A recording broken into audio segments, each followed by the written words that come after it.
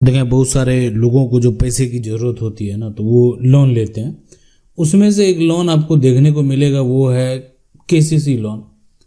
अब ये KCC loan और माफ़ी की संभावना, क्या आप लोन लिए हैं? अगर लोन लिए हैं तो क्या माफ़ी की संभावना है? ये पता कैसे चलेगा? क्या ये पॉसिबल है? ऐसा होता है? क्या ऐसा हुआ है? और अभी आखिरकार क्या हुआ? तो देखें, सबसे पहले कि जो भी आपका लोन है, ये केसीसी जो लोन है ना, ये किसान को दिया जाता है। अब ये किसान को जो जमीन, किसान का जो भी जमीन है, मान लेते हैं ये जमीन है, इस जमीन पर किसान को लोन दे दिया गया। लेकिन किसान को जो लोन दिया जाता है, सबसे पहले कोई भी किसान अगर लोन लेता है ना, तो उसका यहाँ पर लिमिट तय होता है। ये ऐसा नहीं कि मान लेते हैं कि जो है ये केसीसी लोन जो है वो आप जितना चाहेंगे उतना ले सकते हैं। अब है कि आखिरकार कैसे ये केसीसी जो लोन है ये खत्म होगा, क्या करना पड़ेगा उसके लिए, कैसे आप आसानी से जो है इसको खत्म करा सकते हैं, यानी ये आपका लोन जो है वो माफ़ हो जाएगा। सबसे पहले ये समझ लें कि आप अगर कहीं से भी, किसी भी बैंक से आपने केसीसी जो है लोन आपने ले लिया, तो ये जो केसीसी लोन है ना, आखिरकार होता क्या है? तो ये केसीसी का मतलब होता है यानी किसान क्रेडिट जो है ना, क्रेडिट कार्ड, ये हो गया केसीसी का मतलब, किसान क्रेडिट कार्ड। अब ये जो है यहाँ पर, ये भारत सरकार की एक योजना है। यहाँ पर ये जो है ना, भारत सरकार की एक यहाँ पर क्या है, योजना है। ठीक है, ये योजना भारत सरकार की योजना है, जिसका उद्देश्य आखिरकार क्या है पता है? कि किसानों को आसानी से खेती करने के लिए जो है ना पैसा उपलब्ध कराना, कि किसान जो है आसानी से जमीन पर खेती कर सके। अब सरकार जो है किसानों को जो ये लोन देती है ना, ये हो गया कि आप बीज की ज़रूरत है, खाद का ज़रूरत है, तो इसके लिए खेती करने के लिए किसान को पैसा नहीं है। कोई कीटनाशक दवाई है, उसके लिए जो है किसान को पैसा नहीं है, तो इसके लिए सर जो है ज़मीन के हिसाब से लोन जो है दिया जाता है, यानी खेती का खर्च उठा सके। बस सीधी सी बात ये आप समझ लें, ये दिया जाता है खेती का। यहाँ पर नहीं है किसी को पैसा, तो ये कर्ज लेने वाला बात हो गया, तो खर्च जो है यहाँ पर उठा सके। अब किसान के द्वारा ले तो लिया गया पैसा, अन्य जगह खर्च हो गया। मान लेते हैं कोई 50,000 ले लिया, कोई 1 लाख ले लिया है ना, कोई 2 लाख ले लिया, कोई 3 लाख ले लिया, तो ये ले तो लिया गया। लेकिन अब आगे का जो प्रक्रिया है कि बैंक जो है आपसे क्या हुआ कि पैसा जो आप बैंक से लिए आमतौर पर, तो अब देखें ये सारा जो भी प्रक्रिया होता है ना, ये बैंक के द्वारा देखा जाएगा आपके ज़मीन का खतियान, बैंक के द्वारा देखा जाएगा आपका ज़मीन का जो भी रसीद है। ये सारा कुछ देखने के बाद बैंक जो है यानी लिमिट तय किया जाता है कि आपको कितना मिलना चाहिए। मतलब आपकी ज़मीन की रसीद है, आपका करंट रसीद है, आपका लैंड का पोजीशन सर्टिफिकेट है, एलपीसी है, आप बनवा कर रखे हैं, ये वेरीफाई हो जाएगा कि आपको कितना मिलना चाहिए अगर आपने पहले नहीं लिया है तो। अब ये ब्याज जो है ना, ये यहाँ पर बहुत ज़्यादा नहीं है। मतलब सामान्यतः जो ब्याज है वो 7% जो है आपको ब्याज लगेगा। और अगर मान लेते हैं समय पर आप जो है भुगतान कर देते हैं ना, तो 3% का ये आपको यहाँ पर एक सब्सिडी का सिस्टम है। ठीक है, ये आप समझ लें, सब्सिडी का सिस्टम है। और ये सब्सिडी दिया जाता है किसके द्वारा पता है? सरकार के द्वारा। कि सरकार कि आप अगर आप समय पर देंगे ना तो हम 3% सब्सिडी दे देंगे। यानी ब्याज कितना लगा? 4%, काफ़ी कम है। 4% जो वार्षिक ब्याज की दर से आपको ये जो है केसीसी लोन जो है वो उपलब्ध हो रहा है। तो अब ये आखिरकार जो है कि ये पूरा प्रक्रिया तो चला। आप जहाँ से कोई भी सरकारी बैंक गए, वहाँ पर मान लेते हैं स्टेट बैंक ऑफ इंडिया हो, SBI हो, या आपने PNB से लिया, जहाँ से भी आपने लिया, ग्रामीण बैंक से लोग लेते हैं, यहाँ पर ग्रामीण बैंक हो गया।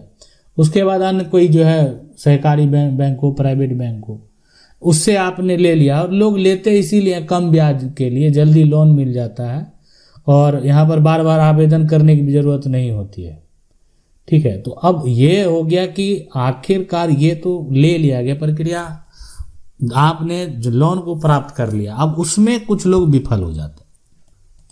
मतलब लोन तो वो बैंक के द्वारा उन्होंने जो है प्राप्त कर लिया, बैंक के द्वारा लोन तो मिल गया, लेकिन अब जो है लोन वो नहीं दे पा रहे हैं। ठीक है, तो देखें यहाँ पर सबसे पहले जब माफ़ी की बात आती है कि आखिर ये लोन जो है माफ़ होता है, तो इसका एक बिल्कुल जवाब है हाँ बिल्कुल होता है। तो आखिरकार ये लोन माफ़ कब होगा? क्या बैंक के द्वारा ये लोन माफ़ होगा? तो इसका जवाब है नहीं।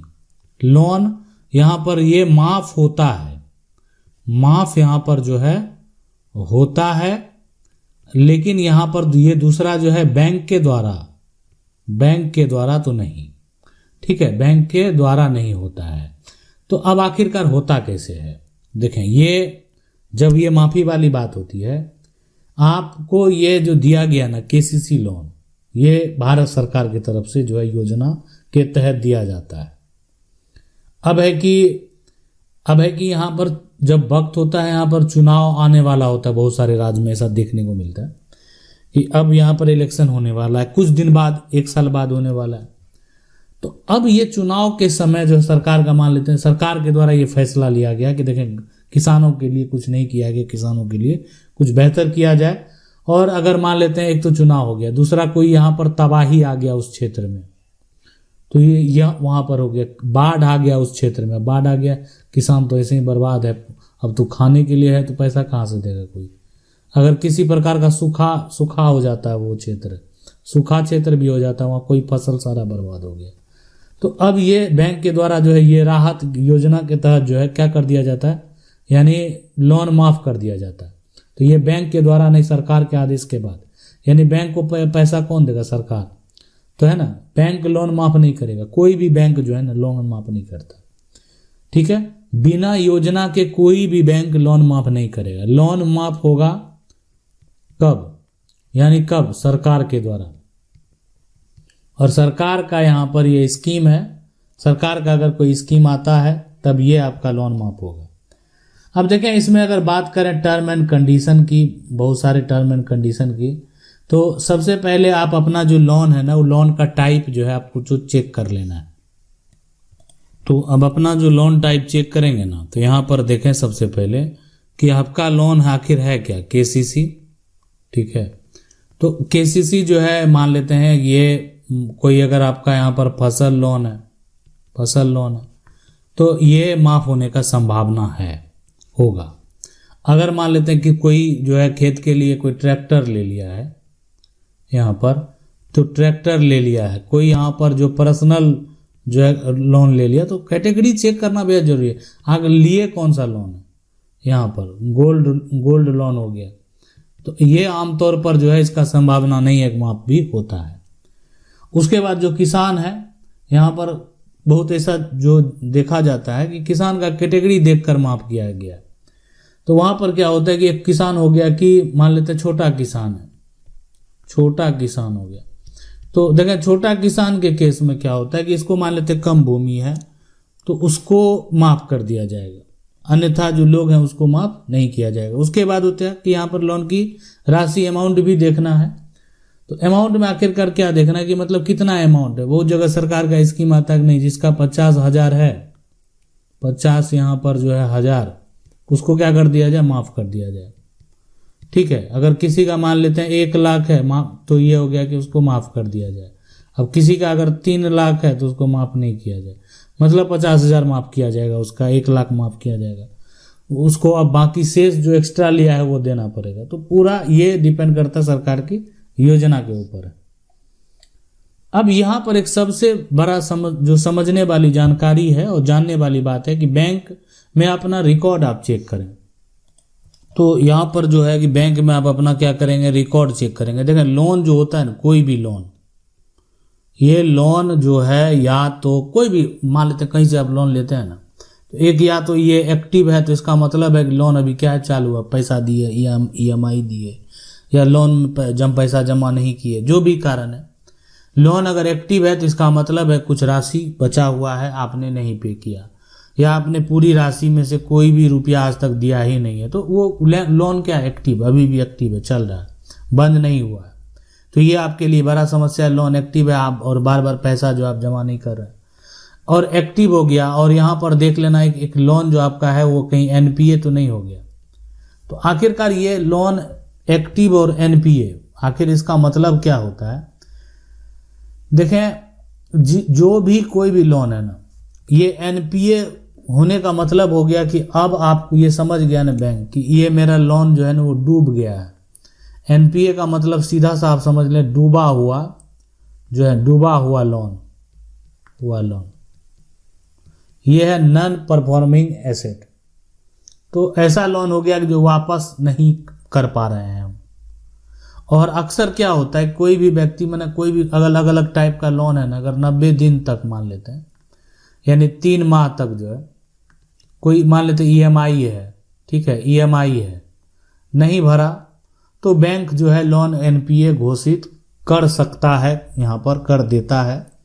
और ये हो गया कि अब ये नहीं भर रहा है, वो पूछता भी है। देखें, ये चीज़ है कि ऐसा नहीं है कि उससे पहले सारा कंडीशन जानने का प्रयास जो है बैंक के द्वारा किया जाता है कि एक बड़ा एक्शन होगा। ऐसा नहीं होता कि मान लेते हैं आप नहीं देते हैं टाइम पर, जो टाइम तय होता है, तो नोटिस तो आपको भेजा जाएगा, ठीक है, कानूनी नोटिस भी जो है भेजा जाता है, कानूनी नोटिस जी, ये हो गया।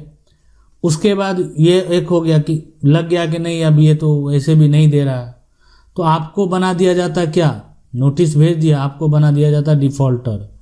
अब ये डिफ़ॉल्टर अगर आपको बना दिया तो आपका सिविल क्या हो गया, डाउन हो गया। तो डिफ़ॉल्टर होने के बाद अब आपको क्या भविष्य में लोन क्या हो जाएगा, भविष्य में कहीं भी अब कुछ भी लेना चाहेंगे वो हो जाएगा रिजेक्ट, मतलब आपको नहीं देगा, इसलिए पहले तय हो गया आप क्या है, डिफ़ॉल्टर। और यहाँ पर जो ब्याज है उसको भी क्या कर दिया जाता है, इंटरेस्ट भी उसको इंक्रीज कर दिया जाता है। तो एनपीए से देखें, ये है कि एनपीए से क्या बचना चाहिए, तो बचना बिल्कुल चाहिए, लेकिन ये है कि होने के बाद क्या करें। देखो, होने के बाद जो मान लेते देने में विफल है, मान लेते ये नहीं दे पा रहे थे, ठीक है, तो अगर यहाँ पर आप देखें कि आपका कोई माफ़ी भी नहीं हुआ, कुछ भी नहीं हुआ, तो एक यहाँ पर सबसे बेहतर उपाय है, वो है ओटीएस। ओटीएस ये है वन टाइम सेटलमेंट, यानी होता है ना कि जाकर सीधा बात करेंगे, वन टाइम सेटलमेंट, यानी डिफ़ॉल्टर है, बैंक को भी लग रहा है कि क्या कानूनी लफड़े में पड़ेंगे, यानी ये भी हम आपको बताएंगे। अगर आपका कोई समस्या है तब हमें कमेंट भी कर सकते हैं, लेकिन हम आपको बताएंगे वन टाइम सेटलमेंट कैसे किया जाना चाहिए। तो ओटीएस जो है, यानी जाकर बात करेंगे बैंक से, जो स्टाफ है, जो मैनेजर है, कि एक बार हम इतना पैसा देंगे और इससे अधिक नहीं दे पाएंगे। तो ये जो है कि जैसे ही ये तय हो गया कि अब ठीक है इतना आप दे दें, मान लेते हैं कोई 1 लाख का लोन लिया था तो बोल रहा है कि अब हम इसमें जो है 20,000 देंगे, उससे अधिक नहीं दे पाएंगे। कोई कह रहा है 5,000 देंगे, उससे अधिक नहीं दे पाएंगे। तो उसके बाद जैसे ही हो गया ठीक है इतना दें, क्लोज कर देता है। बैंक को लगता है कि कानूनी प्रक्रिया में करेंगे तो वहाँ भी तो बैंक को जो है, बैंक को तो खर्च करना ही पड़ेगा। हाँ, जो कानूनी प्रक्रिया है, कानूनी प्रक्रिया में भी तो खर्च है, यानी बार बार आदमी को भेजना, बार बार एजेंट को भेजना, बार बार, तो कोई एजेंट तो फ्री में नहीं जाएगा आएगा, तो ये सारा प्रक्रिया होता है। तो इसलिए ये समझ लें कि ये जो हो गया सेटलमेंट, वन टाइम सेटलमेंट हो गया। अब लेकिन यहाँ पर आपको डिफ़ॉल्टर बना दिया गया, बस ये चीज़। अब ये सब चीज़ों से आखिरकार कैसे निकला जाता है, क्या कहता है, देखिए कोर्ट में भी कई मामले इससे संबंधित गए हैं। तो आखिर कोर्ट में जब मामला जाता है तो वहाँ क्या निर्णय लिया जाता है, कोर्ट के द्वारा क्या एक तरह से निष्कर्ष निकाला जाता है, ये भी हम आपको बताएंगे। आशा करते हैं वीडियो अच्छा लगा होगा। वीडियो को लाइक जरूर कर दें। चैनल को पहली बार देख रहे हैं, सब्सक्राइब करके जो बेल आइकन है उसको जरूर दबा लें। मिलते हैं अगली वीडियो में, तब तक के लिए जय हिंद।